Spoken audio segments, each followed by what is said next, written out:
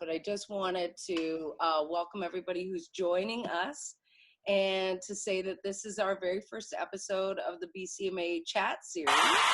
And I'm excited because I've got BCMA members here. I've got Leslie Breeze, I've got Karen Whitney Vernon, and I've got Haim Roy. And I'm Rebecca Herr. And each week we are going to discuss informally, just get together. So I'm going to start with exactly what the BCMA is. So I'll throw it to you. Karen, you're the founder of the BCMA Canada chapter. So why don't you just give us a little bit of a snapshot? Absolutely. Well, you know, it's funny. I was just thinking about it. It was 2 years ago that we launched BCMA Canada at a TIFF event with the Four Seasons. Really what we were trying to do with that is bring together people that are really interested and passionate about the industry of branded content. And there's so much misunderstanding of what it is. And so our goal is really to educate and to bring people together and to facilitate kind of that conversation between brands and producers and media companies, and have some fun as well. So it's an international organization. It started in the UK like 15 years ago. It's got chapters all over the world. In fact, there's a real big push to grow into India and China, but right now it's in all across Europe, it's in South America, and of course in North America. So really glad also to introduce Haim Roy, who is our new Haim. She's our new president, and she's taken on this role to actually build the association. And I can't wait to see what she does, because she's already put some great ideas. And I love the fact that she's got a global perspective on what branded content is, and brings so much wealth and knowledge to this industry. So Haim, over to you. Thank you, Karen. That's wonderful. Thank you. Yeah, like Karen said, BCMA is a global association. It's all about branded content. It's run by the members within branded content, and it's run for people who are passionate about branded content, right? So it's right at the core of the industry. And in Canada too, that's our aim, right? We want to get everyone together. We want to get discussions going. We want to get meetups going, networking, educate people about what branded content is, because there's still a big question mark sometimes on what exactly it is. And that's where we rely on the members to spread the word, come join us in discussions. And that's where we're starting this, because we want to just let people know, and we want to just engage everyone about this wonderful world of branded content that we're all part of. Yeah. And this is our first session. Well, yeah, it's true, because branded content can mean so many different things. Yes. And, you know, I know coming from the world of scripted drama, you know, it is the future, I believe. And so it's something that we really want to get people to understand what it's all about, you know, and bring people together. So what is it? What does everyone think branded content is? Yeah. Like, let's start with that. Like, Rebecca. Are you hosting or am I hosting? For me, branded content is a new model of entertainment. You know, I don't see it as a commercial. I don't see it as product placement. You know, that would be but I don't want to explain it all. That's for you all to do. Leslie, what do you think? I think branded content, I believe branded content is when content that is funded by a brand. Like for me, it's a brand involvement in a sponsored or funded sort of a way. Haim? Yeah, it's funny you say that, because back when I was in television, we used to call it AFPs, which is advertiser funded programs. And that was another name we had for branded content. But I would say it's not just programs, right? Adding to what Rebecca and Leslie just said, it's any sort of entertainment that's engaging for the viewer. It's created with the viewer in mind first. It has to be entertaining for them. And then the brand is weaved seamlessly into it. And I also think branded content is platform agnostic, right? It can be anything. It can be a video. It can be a podcast. It can be something else altogether. People can get creative with it. And that's what I think is not yet there in terms of awareness. And I think you're right, Haim. You said it perfectly. It's with the audience in mind. It's not there to talk about the brand alone, that's called an ad. If it's funded by, it's just an ad. Yeah. It has to be about the audience. It has to be entertaining or informational. Otherwise, they're not going to engage with it. And it is just an ad. It's Yes. interrupting what they want. Yes, exactly. And do you think that more brands are recognizing this as a way to reach their audience? Brands are realizing that consumers and audiences want entertainment, they want content, and that's what will keep their attention. They recognize the difference between an ad and something that's actually there for them. And, brands realize that's the best way to connect with the consumer. Just to build that sort of affinity, right? Right, and it's not just about immediate sales. No. It's about brand loyalty.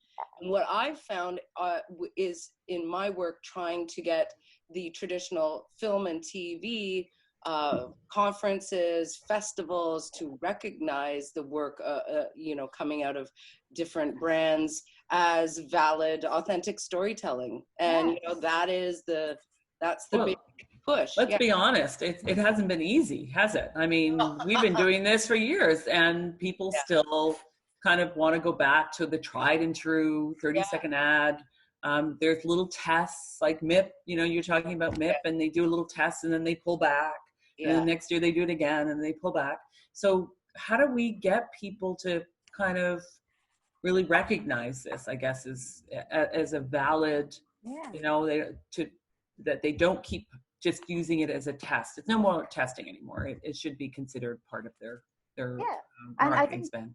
I think one more thing that brands are starting to do right now is not look at branded content or whatever they create in isolation, but look at it as part of their entire branding, marketing, and media mix. Because the moment you just take it out of everything else and just run it by itself, it's not going to work. It has to be combined with a media push. It has to combine seamlessly with whatever your social media and PR is, right? It has to be part of the whole strategy and weaved seamlessly into your marketing plan. And that's what will make it effective. And I think brands are starting to realize that and realize the value of branded content. Yeah, and speaking of that, I mean, Carmilla, huge numbers all around the world, and it's what's brought recognition. But you were doing all of those right moves to make sure that it went out, but it was fan pushed. It was the fans that resonated with it, and it was just because you touched on a storyline that was really authentic. You weren't trying to sort of pitch to a certain group. You were just taking the story for what it was and seeing how it resonated with people. And I think that's what we have to do more of. So I think that's a great question to put out to your members. We want to hear from you about how, what brands need to be doing more of. But I need to talk about the elephant in the room. Obviously, COVID-19, we're all at home. Everybody's at home. I mean, this is our reality right now. So just really quickly, I want to hear from each one of you what the impact you've seen on brands, and then what might grow out of this. So, Karin, start with you. Fear. I'm afraid of saying something that I'm going to get a backlash during this time. How much can I sell? How much can I not sell? Right. And I saw a great article I sent through like in the middle of the night because, we're all trying to figure out what's going on. And the article basically touched on the whole fact that this is actually not a time to just say, I'm there for you. As all these people, all these brands are, hey, I'm there for you, but actually a time to do something and to help. And that means sell. But do something. Don't just say I'm there for you. So it's about showing that they're there, not just saying. Well, Haim, expand on that. It's about, so for me, this time is also when brand purpose will really come through. Right. We keep talking about what is a brand about and what does it stand for a consumer. This is the time when brands can really walk the walk, right? And they can really talk about what they're doing and show what they're doing. How are they reacting to this? Are they thinking long-term or short-term? Are they jumping the gun? Are they, scrambling around? Are they actually using the resources they have to actually help people, right? Be it anything, be it with Coke in Australia, where they took all their advertising funds and used it to donate things, or be it the Right. distilleries in Canada that are now making hand sanitizers. It's the little things. How are you doing what you can within the whole sphere, and not just thinking about yourself, but thinking about how you're impacting people? Because people Totally. will remember that. They will remember after this all ends. Yeah, that's a really good point about the hand sanitizer, because is it Dylan's Distillery? Like, you know, the various, doing something that people will remember afterwards, Yes. right? And they'll remember that brand. You know, they really did something that was for the good of the people, and it wasn't self-serving. Karn and Haim are like, I think everybody's scrambling, you know, basically right now, trying to figure out how to deal with all of this. And I think they're trying also to, at the same time, they're trying to deal with, you know, their employees, and how do they deal with their own employees, and how do they, how is it all just going to end up? Like, people, there's so much unknown, really, you know, about when people are going to go back to work. And, you know, I think that it's brought engagement in a weird way to society. You know, it's brought people closer together in a sort of strange way. Yeah. Because we're doing more of this, we're doing more of, you know, communicating over, we're probably doing more communicating, really, in some respects. But yeah. Is there a brand that has stood out to you that, you know, has had a big impact? Well, Corona, Yeah. I would say. Yeah. Corona is probably one of the ones that is scrambling a lot and trying to figure out what they're going to do. But yeah, I think there's lots, like, I think the delivery service brands, I mean, obviously have done very well. And like Uber, I was reading that same article that Karn sent, you know, and they were talking about Uber doing so well, not only because obviously they're able to flourish kind of in this kind of a world right now, but also because they are responsible and giving back to their restaurants. So I think that has been, you know, they're a good example of a brand that's doing really well.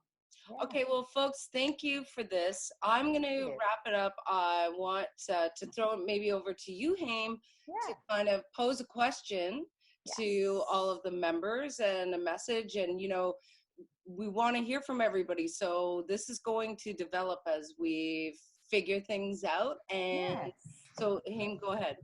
Yeah, we'd love the members to engage with us and, you know, tell us your opinions, tell us what you think about this situation and what brands are doing and brands should be doing, and how can they navigate content in this landscape. We want to hear from you.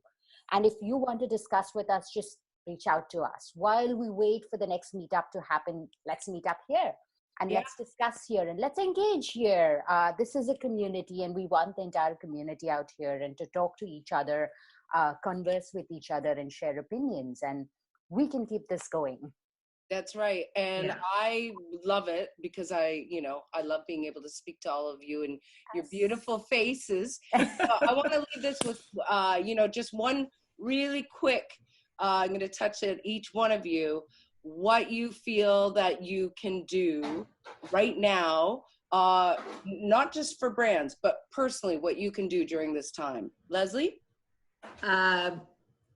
Online web seminars, video chats, everything. Meet with your families, have happy hours, all that. Great. Karn? Just appreciate your family. Like this is that time where I appreciate my family. That's amazing. Haim? Help. Right? Help the elderly around you, you know, offer to buy their groceries for them and deliver it to them if you can't. Just help whoever is in need, because not everyone is able to go to the grocery stores and stand in queue for 30 minutes. So just do what you can and do your bit so that everyone is in this together. Beautiful, ladies. And I'm going to add into that, make sure you go out and donate blood if you're healthy.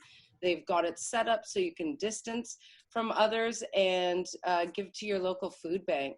There's lots of ways to do it. So we will end here. I want to thank you all very, very much for joining me on this. Thank and you. say goodbye. And for all of you out there, please make sure to comment, to share, to reach out to us, because I would love to interview you as well. Okay. Thanks Bye. so much, everybody. Rebecca. Take Bye, care. everybody. Bye. Bye. Bye.